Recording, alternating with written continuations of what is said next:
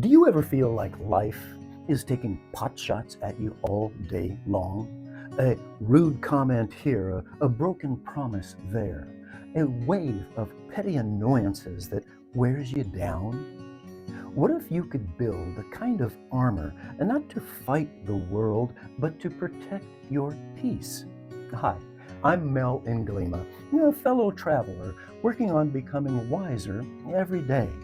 And lately, I've been exploring how to kind of bulletproof my sanity, how to stop letting any sharp word or delay or silly distraction pierce my mood and derail my peace. I found real help in an ancient philosophy called Stoicism. It's not about becoming emotionless or cold.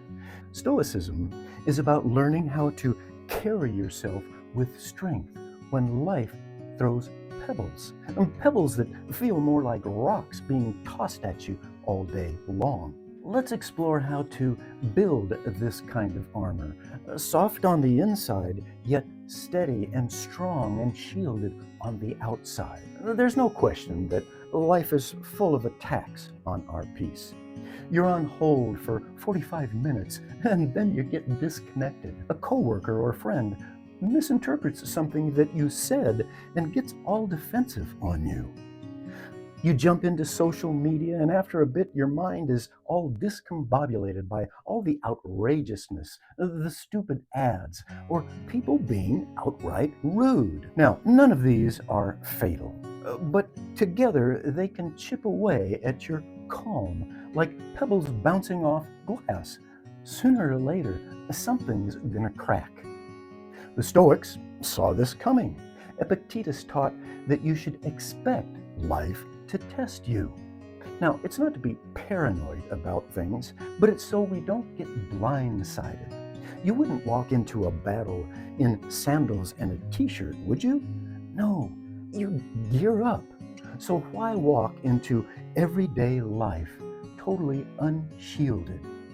Now, while you do want to build your armor, we don't want to over-armor. That kind of protection can cut us off. Sometimes Stoic strength is thought to be emotional detachment, but it's not that at all. I have a friend, we'll call him Bill, who shuts down at the first sign of conflict. He doesn't want to talk about it. He won't reason things out.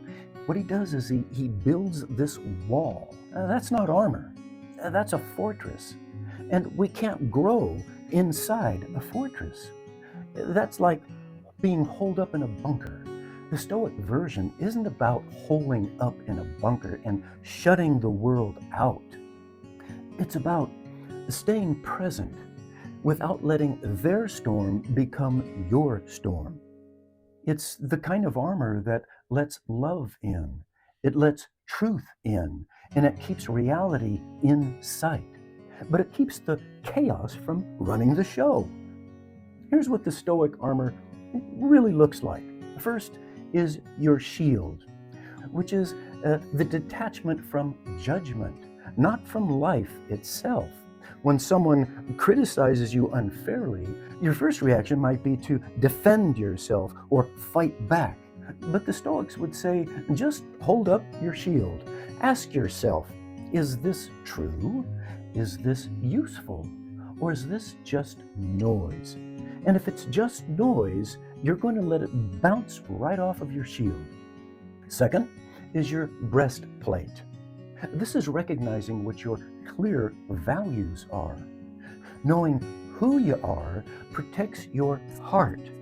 When you know what really matters to you, kindness, courage, integrity, then rude comments or ego games or power plays lose their sting.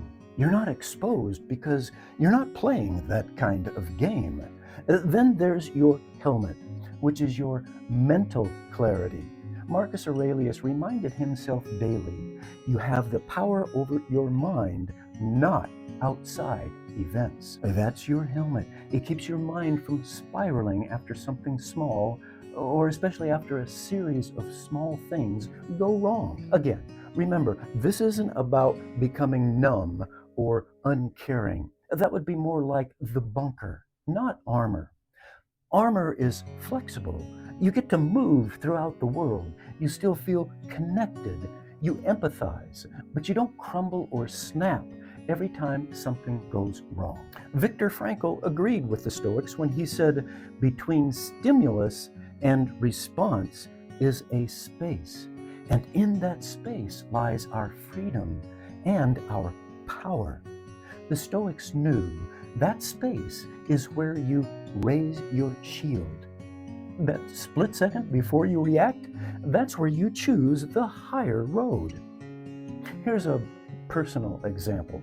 Not that long ago, I was at the DMV and I came prepared. I had all my papers ready, I had my IDs ready, but the clerk, after reading through what I brought and asking me a couple of questions, suddenly flat out accused me of lying. And not just wrong about my answer, but actually lying. Ouch. That was a real pot shot. And I was flabbergasted. Now, I could have raised my voice or made a scene, but luckily I paused and I remembered my armor and raised my shield, reminding myself that this isn't personal.